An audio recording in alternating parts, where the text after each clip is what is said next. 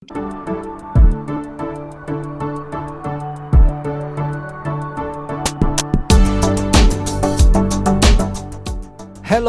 ladies and gentlemen. Welcome back to another episode. This is your host, David Kim.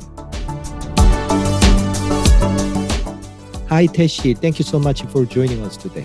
Hey, it's my pleasure. You're serial entrepreneur, right? Yes, I am.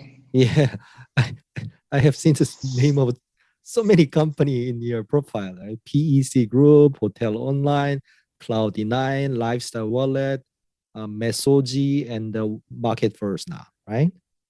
So Yes, correct. it feels like you're the startup hatcher, right? Yes, I am. So I love building things. Okay, from the scratch, right? Yes. Yeah. Absolutely. Right. Okay. So how long are you going to run the MarketForce then? Probably 5 to 10 years. Another 5 to 10 years. Would you like to start off by telling us a little bit about yourself, your background, your journey to the founding the MarketForce? Yes, sure. So I'm Tesh Mbaabu. I'm co-founder, CEO at MarketForce at the moment. I started my entrepreneurship journey about 10 years back, right before going into college. And I was very interested in technology. Then in college, I met my current business partner, who was as interested in technology as I was. We studied computer science at the University of Nairobi, and we knew we wanted to build systems to help digitize the African industries, so across various sectors, and we just saw that a myriad of problems that needed or could be solved using technology. So we started our first business, which was software consulting, called Mesoji Group, in 2013. We were second-year students at the time. During our free time, we were able to get quite a number of small businesses to give us jobs to build web applications and whatnot, and we started making money. And when we graduated, we formalized this business. And then over time, we were able to serve larger customers and transition into building startups, scalable startups like Cloud9, which was a travel tech business that we built and sold, and then now building MarketForce for retail distribution automation. Got you. So I briefly read the description of the MarketForce business in the website, right? MarketForce 360 bridges the gap in retail distribution by delivering end-to-end platform that enables a consumer brand to deliver essential goods and services to retail and consumer. On a high level, I can understand what it means literally, but I don't really get it, what kind of a services business you're providing. But it is basically app on smartphone, right? Yes, it is. Okay. Can you can you explain what problem are you solving now, and then what is your business model? Can you please explain how business model works step by step? All right. Yeah, sure. So just to give you context into the African market, we have millions of corner shops. In Kenya, we call them dukas, where the majority of consumers access their groceries. So we call them FMCGs, fast-moving consumer goods. And how these shops are able to access stock today is through a network of sales agents who visit them to collect orders. Excuse me, corner shop, something like a kiosk or street peddler? Yes. Okay. Yes, correct. So it's a kiosk. Yes. Gotcha. So there are tens of millions of such outlets across the continent, across Africa. So what happens is you have also a network of distributors, sales agents, wholesalers who service the market through these corner shops. And largely they were pen and paper based. Yes. And I what can imagine. MarketForce is doing is bringing them into the digital age. Yes, exactly. So through an app, we enable the sales agents to collect orders and make deliveries, understand their customers and the routes, the best routes to achieve optimized distribution to these retail shops. And this is the kind of technology that we're introducing just to replace the traditional forms of data collection and managing customers at scale. Yeah, got you. So then how do you make money? Yeah, so we have two ways of making money. So the companies, the FMCG brands that have sales agents pay us for every active user. Okay. It's a subscription, they pay per month. So software as a service. And the second one is we are connecting the entire value chain by enabling retailers to order for stock from their nearest distributor as well. So this is a retail marketplace, B2B. And in this model, we make a transactional revenue for every order placed. Then the subscription fee is a fixed amount, or is it depending on the number of order, and then the transaction? Yes, we charge between $10 and $20 per user per month. And this is based on the feature set. So the more features you're able to access, the more expensive it is. Yeah, but what if, I mean, specific merchandise, they place order thousands of transactions on your platform, while the other merchandise supplier close only one or transaction? Yes, so for the software, if the reason we charge like that is because typically the person who's closing thousands of transactions has many users. So they probably have 50 or 100 users, while the smaller company has less than 5 users. So in that case, it's still a very scalable pricing model. Yeah, because I have seen the similar case a lot in other part of the world, like US, Europe. They have similar business model. In the beginning, they charge the fixed subscription fee, but when their business scale up, and then they have all different type of subscriber, they evolved their business model, charging based on transaction amount or number of transactions, something like that. So that's the reason I ask you. But yeah, so just to add on to that, the reason we have the marketplace model is because for the transactional model, we provide you with a way to access or create new market opportunities, get new orders, and that way we feel that is fair to charge you a transactional revenue. Whereas for the initial model, we're selling the software, we're enabling you just with the technology, so we feel that it's better to charge you a fixed cost rather than charging you for all the transactions. So that's the difference. Got it. Have you thought about now you are providing marketplace, but when you grow this platform much bigger and bigger, so you become a dominant player in the market, connecting supplier with a retailer, like as you described, the corner shop. Have you thought about making yourself a supplier of some specific product, and so actively participating in the platform? Yes, absolutely. So we're primarily a technology business. So the whole idea is to enable better optimized retail trade.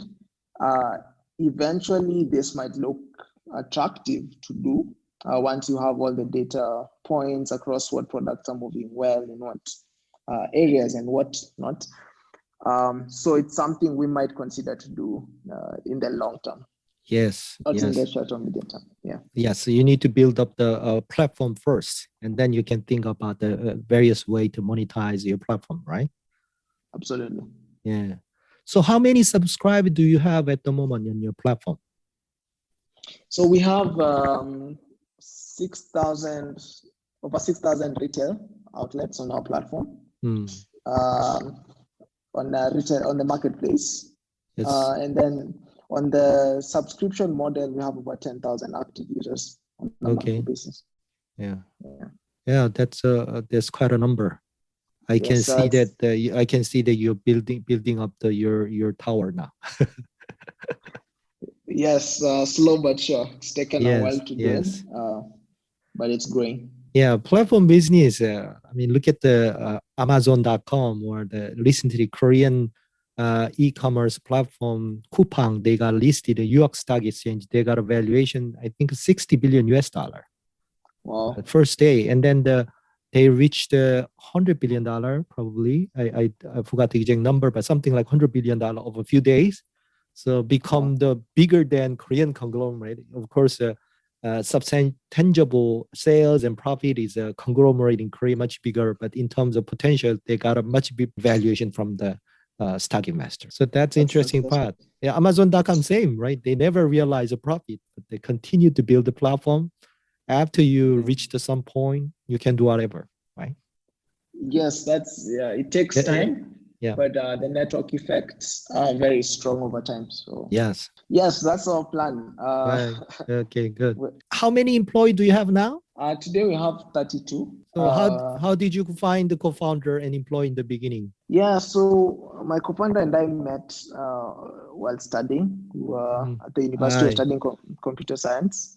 We became good friends and were very complementary. So we started our first business together. We've been doing the journey together. So it's been great. Sounds like a very ideal case, right? Yeah. Yes, it's a very rare case. I think is working for a startup that as an employee professional, that's a very different life from the working for the large company, international company, something like that, right? So also it's startups speed is very fast. So when you have a lot of issues and problem every day, every week, every month, right? Then everybody need to, I mean, then people need to have to forget about the job description. And then when you see the problem, everybody should jump in and then try to solve the problem together. That's the culture I imagine about the startup. So my question is, how do you find the smart people in things you did? Yeah, so I think for us, number one has been communicating very clearly the vision of the business, because all stakeholders involved, even investors, your early employees, your initial customers, when you're a startup, you're probably a brand they've never heard of, but you still need to convince them that you have the capability to deliver. But the same thing to employees. So you have to sell a very clear opportunity for them to grow as people and to be part of something great and something impactful. So luckily, we really succeeded to do that. We've built a brand that people love to work for, and we've been able to retain a lot of great talent since we began. In fact, our first key hire 3 years ago is still with us today, and many more. So it's been fantastic, but it's all been about being able to really clearly communicate the vision of where we're going and how we're going to make a difference. I love the idea, way you explain to your employee can grow together, right? Yes, exactly. And part of that involves also having a very aggressive employee stock option plan. We do offer stock options for our employees, and they're very happy, and they feel that they're part of the mission and vision. They own part of the company as well. Right. Yeah, that's a good way. Yeah, they should get it. They should have a different motivation as compared to the working for the larger company or the nice name card, right? Yes, precisely. Yeah. So what is the biggest challenge in scaling your business, taking it to the next level? Is it the skill, the talents, or the money, fundraising? I mean, the sales and marketing, or anything you feel you're lacking now? Yeah, so we've been in a very good position in the sense that we've been able to tick quite some boxes that are normally the biggest challenges that cause startups to fail. So early on, we were able to build a very strong team that's been able to deliver. We've been able to get strong stakeholders on board, including investors. So the next phase is really about continuing to strengthen the team across the markets that we'd like to pursue. And then the other thing is also really just to be able to turn into a sustainable business, a profitable business. So given today we're still burning money, just figuring out what are the best strategies and business models to get us to a very strong position, which is turning into a profitable business. Or even if we do not turn into a profitable business, say by the time we raise next, at least we need to have a very clear path to getting there, because we'd like to build a company that's going to last and transcend borders. So you already mentioned a little bit, but what do you have on top of your mind for the next step and your vision for the MarketForce? Yeah, so as of today, we're looking to be a very dominant player in the East African market, and we're on the path towards this. So our focus really is just to keep making the customers that we have happy. Over the next couple of months, we were looking to grow our retail network quite significantly. So at least quadruple the number of outlets we have, get to a sustainable position by the end of the year in the East African market. And as we look to go into new markets over time. Okay, and the last question is, who is the nicest person you have ever met in your life? The nicest? Wow. Somebody who did very nice to you in your life. Are you married? Yes, I am. So, except for your wife. Yeah, so honestly, I'd say I'm really proud and happy to have met my business partner. Okay.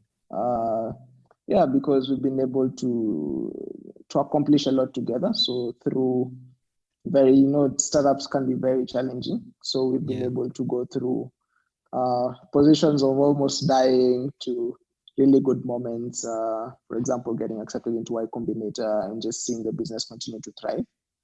So it's been a very consistent relationship. So I'd say, yeah, that is one of the nicest people I've met so far in my life. Yeah, sounds like very ideal story, right?